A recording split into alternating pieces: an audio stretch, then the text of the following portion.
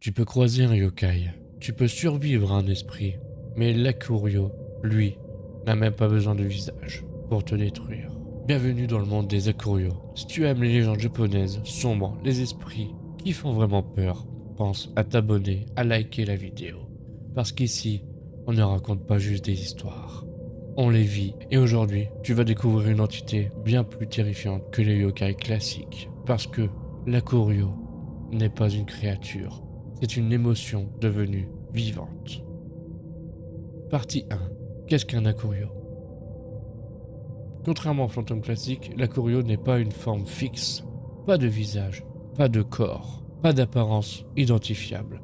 Et c'est cela le problème. Parce que tu ne peux pas le voir venir. Un Akuryo, c'est une âme ou une énergie, née d'une haine si intense qu'elle refuse de disparaître. Colère, rancune, désespoir, vengeance. Quand ces émotions deviennent trop fortes, elle ne meurt pas avec la personne. Elle reste et elle cherche quelqu'un.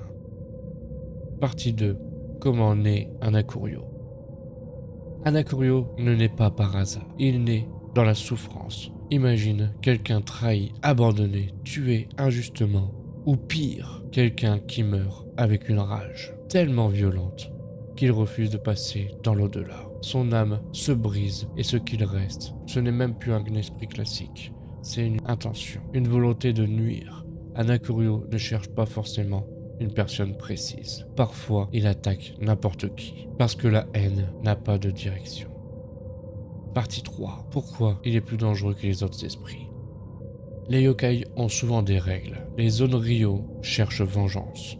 Les yurei sont liés à un lieu. Mais l'Akuryo n'a pas de règles. Il peut te suivre, te fatiguer, te rendre malade, te pousser à bout. Certaines légendes racontent que les victimes ne meurent pas directement. Elles changent. Leurs humeurs deviennent instables. Leurs esprits s'assombrissent. Elles deviennent violentes, paranoïaques, comme si quelque chose les rongeait de l'intérieur. Partie 4. L'histoire la plus connue, l'ombre de la rancune. Dans un petit village isolé, vivait un homme discret. Personne ne le remarquait vraiment. Jusqu'au jour où il fut accusé d'un crime qu'il n'avait pas commis.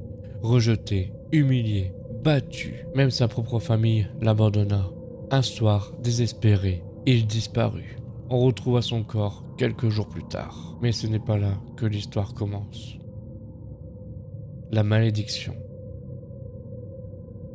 Après sa mort, des choses étranges commencèrent. Des murmures dans les maisons, des ombres sans forme, des habitants qui se réveillent épuisés, comme vidés de leur énergie. Puis, les comportements changèrent. Des disputes éclatent, des familles se déchirent, des amis deviennent ennemis, comme si une colère invisible contaminait tout le monde. La descente.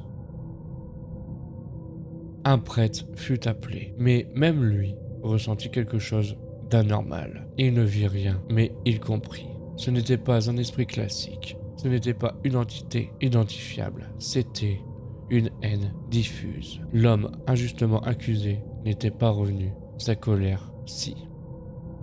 La conclusion de l'histoire. Le village tenta des rituels, des prêtres, des purifications. Rien ne fonctionna vraiment, parce qu'on ne peut pas exorciser une émotion. Avec le temps, le village fut abandonné. Et certains disent que, si tu t'y rends aujourd'hui, tu ne verras rien, mais tu ressentiras une envie soudaine de colère, sans raison. Partie 5. Ce que signifie l'Akuryo.